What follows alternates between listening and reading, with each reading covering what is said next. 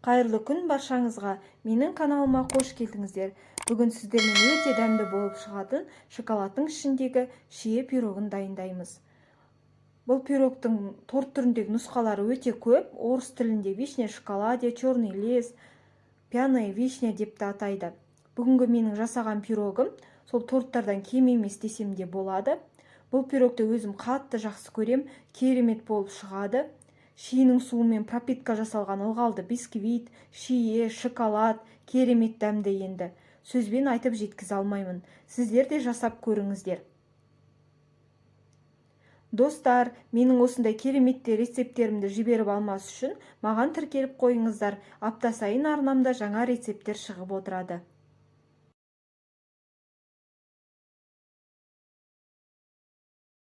Бисквитті дайындауға қажет заттар: ұн, какао, тұз, қамыр қопсытқыш, жұмыртқа, айран жылытылған, сұйық май, құмшекер.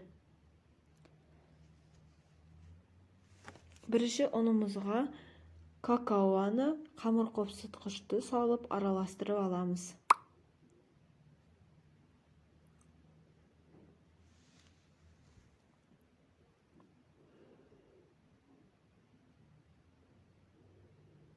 Бір келкі қылып араластырып аламыз.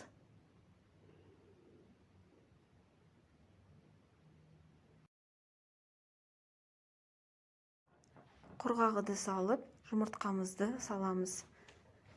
Тұзды салып, миксердің төменгі жылдамдығында араластырамыз.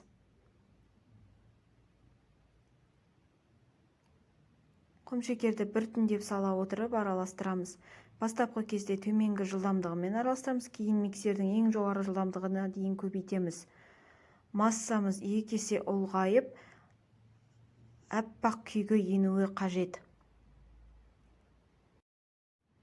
Міне біздің массамыз 2 есе үлкейіп, осындай аппақ күйге енді. Енді миксерлеуді тоқтатамыз. Сұйық майды құямыз.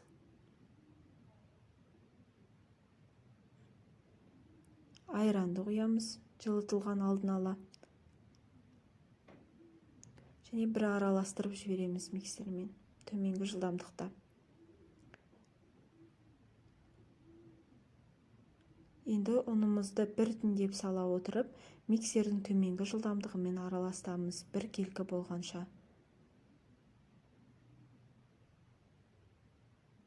Аз-аздап саламыз, видеода көрсетілгендей.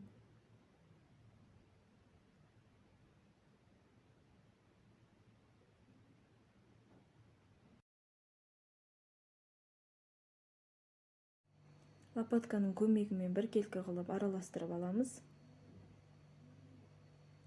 Пешімізді алдын ала қыздырып қойдым. Формамызды алып, пергамент төсейміз астына. Бисквитті құйып, қызып тұрған пеште 180 немесе 170 градуста 25-30 минуттай пісіріп аламыз.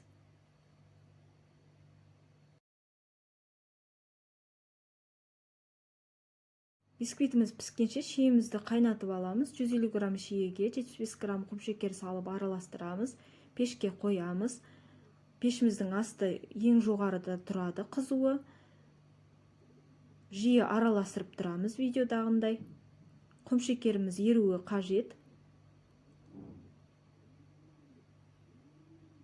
Құмшекеріміз еріп, сұйық су бола бастаған кезде пешіміздің қызуын төмендетіп, орташа отта 5 минуттай қайнатып аламыз. Жақсылап қайнатып алу қажет, өйткені пирогымызды ұзақ сақтайтын болсақ, тез бұзылып кетеді, егер шиеміз дұрыс қайнамаған болса. Және осылай қайнатып алғаннан кейін басқа ыдысқа құйып суытып аламыз. Шоколадымызға сұйық май құйып, пештің төменгі қызуында ертіп аламыз. Жиі араластырып тұрамыз.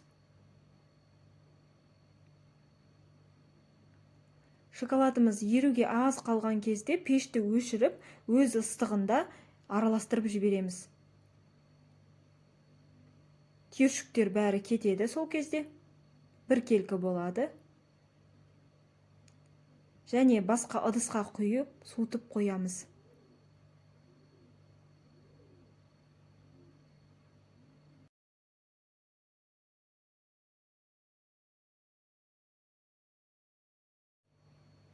Қаймаққа қант ұнтағын қосып араластырып жібереміз.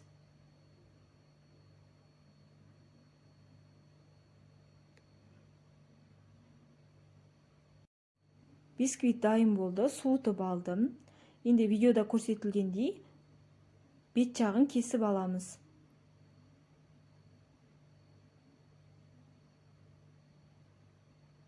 Бұл кесіп алған бисквиттарды басқа ыдысқа салып қоямыз. Қазір кейіннен пирогты жасау барысында қажет болады.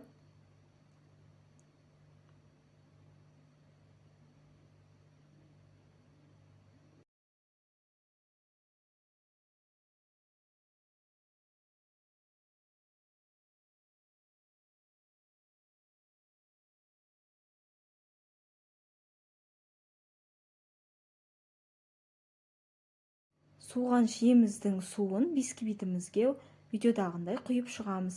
Бір келкі қылып құю керек, бисквитіміз құрғақ болып қалмас үшін.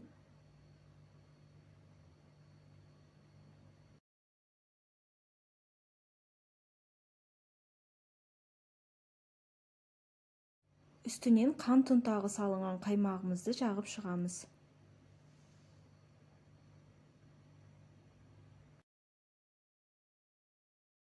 Қаймақтың үстінен шиені орналастырамыз. Шиенің кішкене бөлігін алып қаламыз. Пирогты әсемдеген кезде қажет болады.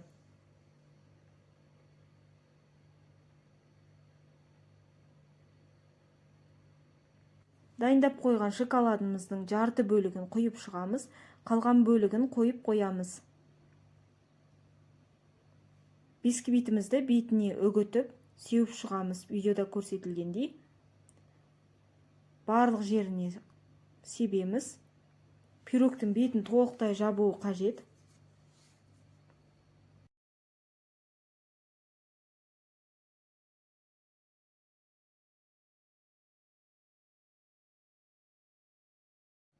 Пирогымыз дайын болып қалды. Енді әсемдейміз.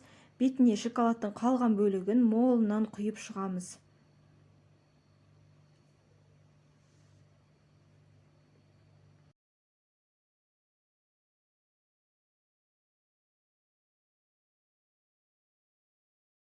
Шиемізді әдемі қылып орналастырып шығамыз.